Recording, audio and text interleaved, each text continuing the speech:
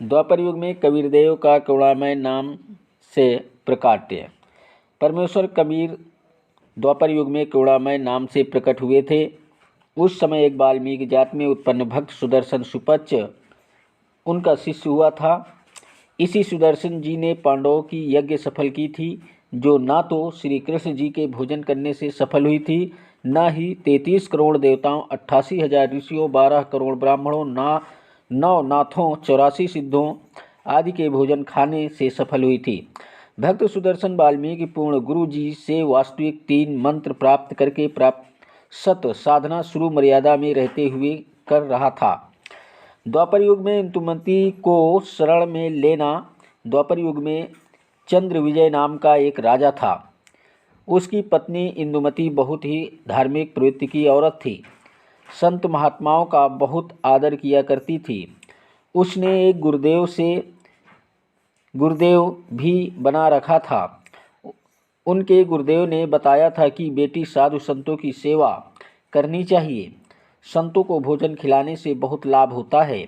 एकादशी का व्रत, मंत्र के जाप आदि साधनों से जो गुरुदेव ने बताई थी, वो भगवत भक्ति में बहुत दृढ़ता से लगी हुई थी।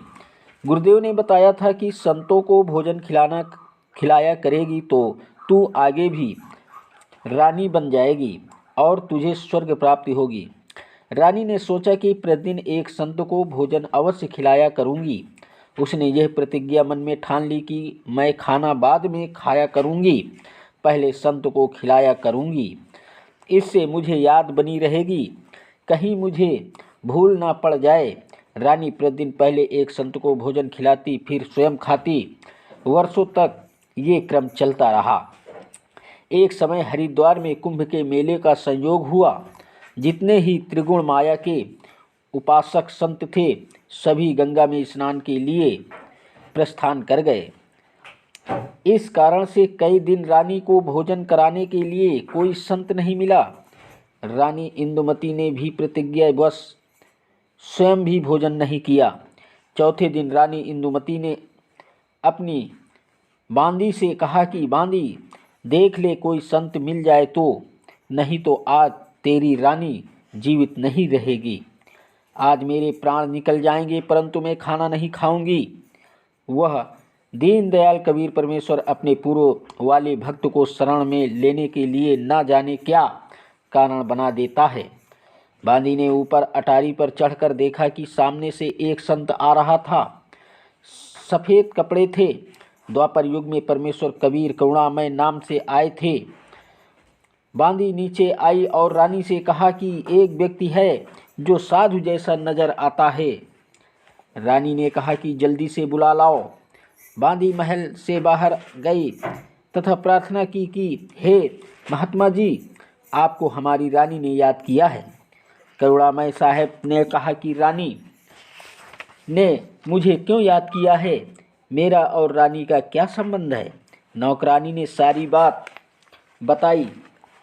करुणामय साहब ने कहा कि रानी की आवश्यकता पड़े तो यहाँ आ जाए।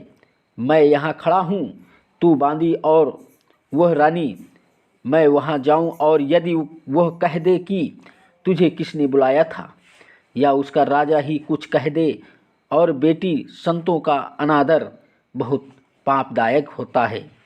बांदी फिर वापस आई और रानी से सब वार्ता कह सुनाई।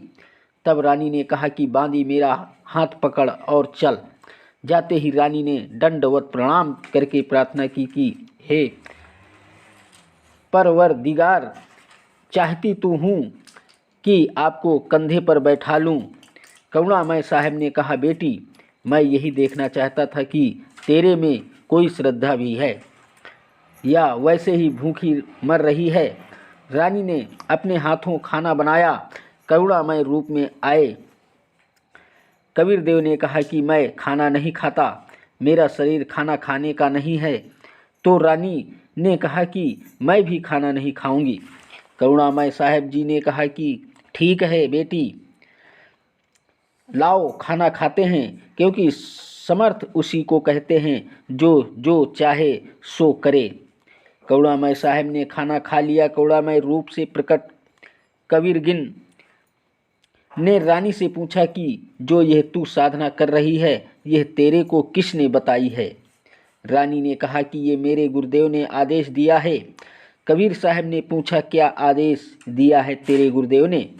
इंदुमती ने कहा कि ब्रह्मा विष्णु महेश की पूजा, एकादशी का व्रत, तीर्थ भ्रमण, देवी पूजा, श्राद्ध निकालना, मंदिर में जाना, संतों की सेवा करना। करुणामय साहब ने कहा कि जो साधना तेरे गुरुदेव ने दी है तेरे को जन्म और मृत्यु तथा स्वर्ग नरक के चक्र में रखेगी। वह 84 लाख योनियों के कष्ट से मुक्त नहीं होने देगी।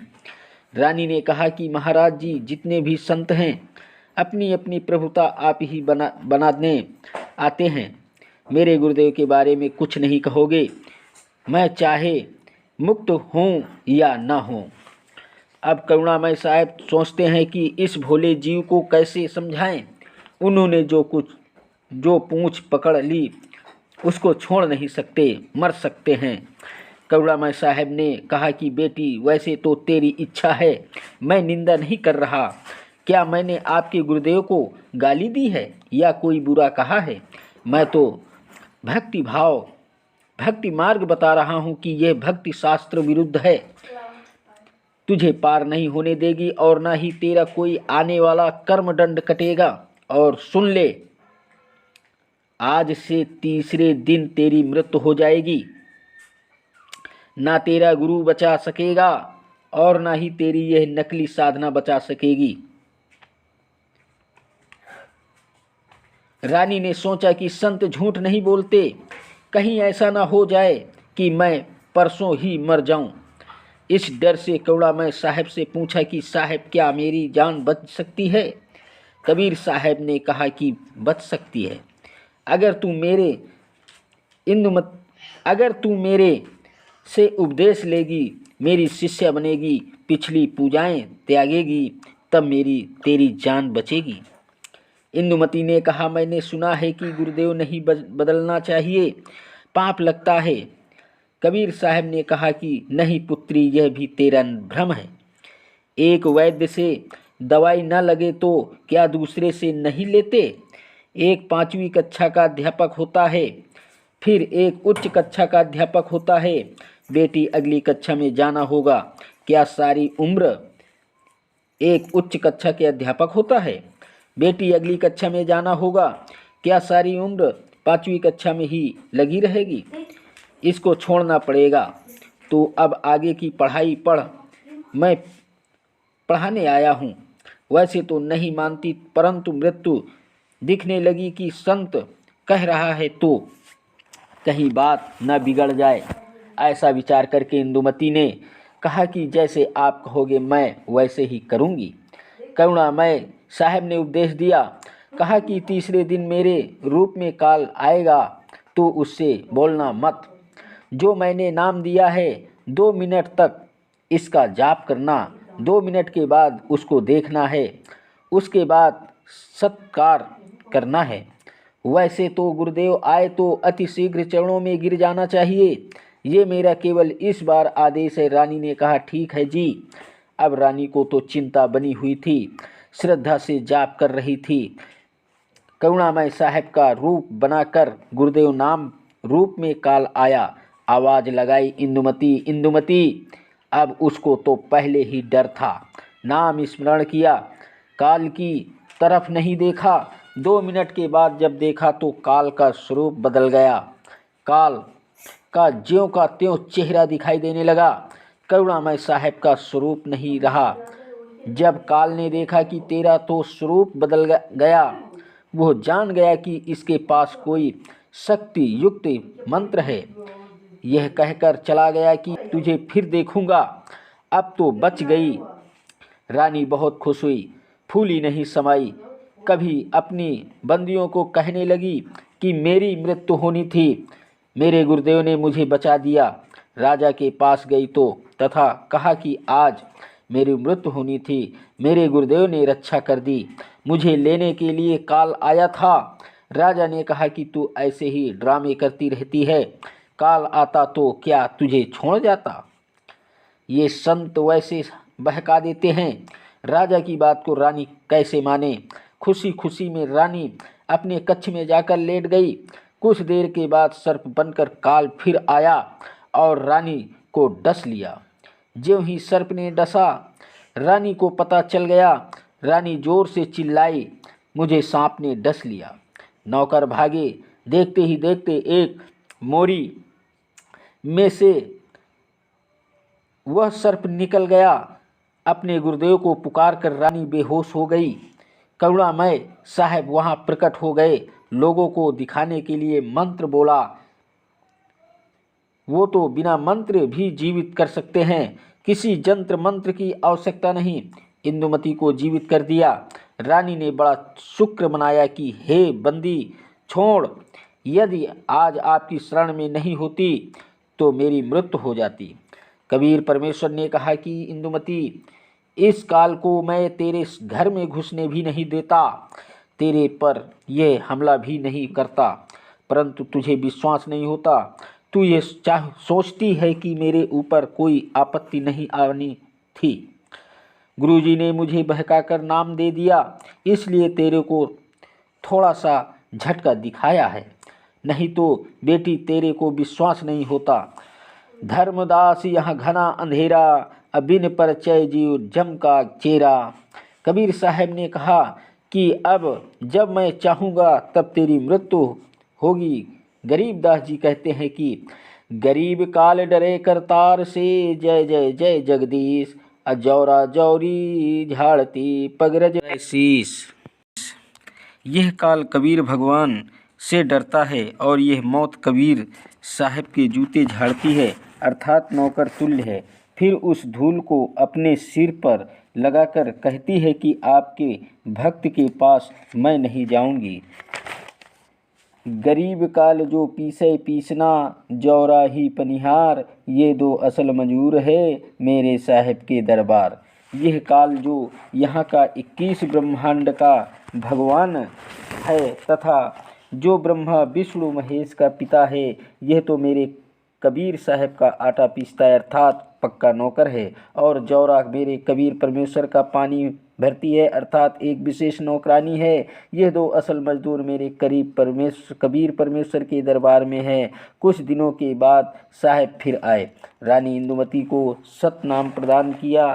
फिर कुछ समय के उपरांत करुणामय साहब ने रानी इंदुमती की अति श्रद्धा देखकर सारनामा दिया, शब्द की उपलब्धि करवाई। कबीर साहब रानी इंदुमती को समय समय पर दर्शन देने जाते रहते थे, तो इंदुमती प्रार्थना किया करती थी कि मेरे पति राजा को समझाओ, मालिक ये भी मान जाए, आपके चरणों में आ जाए तो मेरा जीवन सफल हो जाए।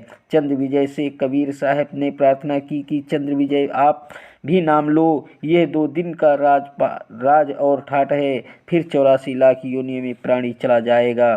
चंद्र विजय ने कहा कि भगवान, मैं तो नाम लूँ नहीं और आपकी शिष्य को मना करूँ नहीं, चाहे सारे खजाने को ही दान करो, चाहे किसी प्रकार का सत्संग को करवाओ, मैं मना नहीं करूँगा।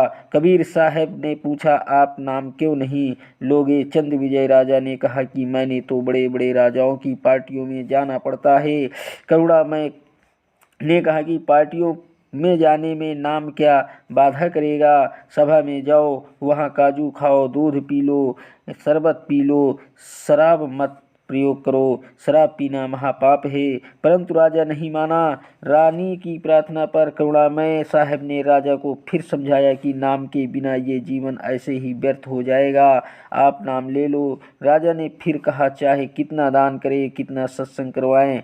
साहब ने कहा कि बेटी, इस 2 दिन के सुख को देखकर इसकी बुद्धि भ्रष्ट हो चुकी है, तू प्रभु के चरणों में लगी रह, अपना आत्म कल्याण करवा। यहाँ कोई किसी का पति नहीं, कोई किसी की पत्नी नहीं, पूर्व जन्म के संस्कार से 2 दिन का संबंध है, अपना कर्म बना बेटी।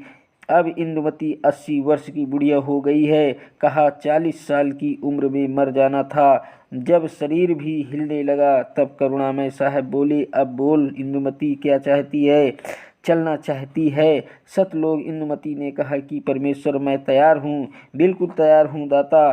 करुणामय साहब ने कहा कि तेरी पोते या पोती में कोई मनता तो नहीं है। रानी ने कहा बिल्कुल नहीं परमेश्वर, आपने ज्ञान की ऐसी निर्मल दे दिया, इस गंदे लोक की इच्छा क्या इच्छा करूं कबीर। परमेश्वर जी ने कहा कि चल बेटी। रानी प्राण त्याग गई।